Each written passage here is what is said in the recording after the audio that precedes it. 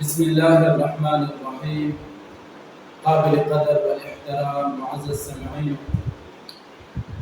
یو ملګری سوال کې څه دا خبره په خلکو کې یوه مشهوره ده، ځکه چې زنانه سر نه دوپټه پرېوتله، یعنې زنانه سر بربنډ شول، آیا دې سره د زنانه اودس ماتېږي او که نه؟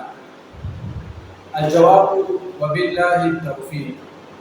معززو، که چېرې یوې زنانه سر نه دوپټه پرېوتله او سر یې بربنډ شولو، نو دې سره کله هم د زنانه اودس هغه نه ماتېږي.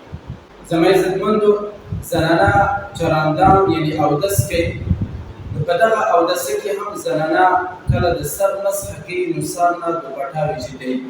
که بالفرض دغه سر نه دوپټې ویجدولو سره یا د سر بربنډولو سره که چېرې اودس ماتېدو، نو بیا خو به د زنانه اودسه کې هم بیا اودس خرابېدو، دوباره بیا اودس کولو.